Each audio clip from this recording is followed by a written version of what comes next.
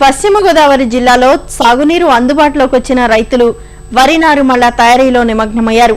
అయితే సార్వ త్వరితగతిన పూర్తి చేసి దాల్వాలో ప్రత్యామ్నాయ పంటలను వేయించి కాల్వల ఆధునికీకరణ పూర్తి స్థాయిలో చేపట్టాలని తలస్తున్న అధికారులు ఇప్పుడు నార్లు పోసే రైతులు దీర్ఘకాలిక రకాలకు వెళ్లవద్దని సూచిస్తున్నారు.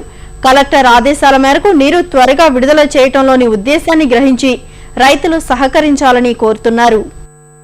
సకాలంలో వర్షాలు లేక సాగు ఊపందుకోనప్పటికీ పశ్చిమ గోదావరి జిల్లాలో కాల్వల్లోకి నీరు వచ్చిన చోట్ల రైతులు సాగుకు ఉపక్రమించారు. ఇప్పటికే నారుమళ్లు పోసుకున్నారు కొందరు రైతులు. నార్లు పోసుకొని రైతులు మాత్రం దీర్ఘకాలిక రకాలకు వెళ్లవద్దని అధికారులు సూచిస్తున్నారు. స్వర్ణ అందుబాటులో లేని పక్షంలో ప్రత్యామ్నాయ రకాలను ఎంచుకోవాలని తెలియజేస్తున్నారు.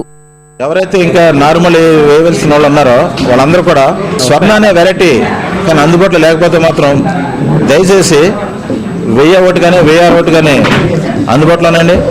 5204 అనే రకం బాపట్ల రకం అది సూపర్ ఫైన్ వెరైటీ టైం ఎక్కువ తీసుకుంటుంది కాబట్టి కొద్దిగా ఆలోచించుకోండి. మీ 135 రోజులు 140 రోజుల్లో వచ్చినటువంటి ఆ 1001 కానీ 1006 కానీ వేసుకున్నట్టయితే మంచిది.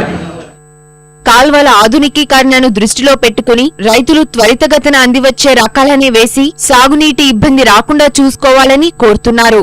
తర్వాత రైతు సోదరులందరూ కూడా మా వ్యవసాయ శాఖ తరఫున విన్నపం ఏంటంటే మిగతా జిల్లాలతో పోల్చుకుంటే మన జిల్లాల కాలువలు చాలా త్వరితగతిన విడుదల చేయడం జరిగింది. ఈ త్వరితగతిన విడుదల చేయడానికి ముఖ్య ఉద్దేశం ఏంటంటే ఈ మోడర్నేషన్ కాలువల మోడర్నేషన్ అనేది గత కొంతకాలం నుంచి కూడా సక్రమంగా జరగడం లేదు, టైం తీసుకుంటుంది. అందుకని మన జిల్లా కలెక్టర్ అయినటువంటి సిద్ధార్థ జైన్ గారు ఈ సంవత్సరం తొందరగా ఈ సార్వా అనేది చేతికొచ్చినట్టయితే తర్వాత దాల్వాలోని అంటే పప్పు దినుసులు అక్కడ అవసరాన్ని బట్టి ఏదైతే అవసరం అవి ఏర్పాటు చేసుకోవాలని దృష్టిలో ఉన్నారు. కాబట్టి తొందరగా ఈ సార్వా అనేది ఏదైతే ఉందో ఆ సార్వా తొందరగా మనం పూర్తి చేసుకోవడానికి మీరందరూ కూడా సహకరించవలసిందిగా కోరుతున్నామండి. అధికారుల సూచనల మేరకు రైతులు సాగుకు స్వల్ప మధ్యకాలిక రకాలను ఎంచుకొని సాగునీటి ఇబ్బందులను అధిగమించాల్సి ఉంది.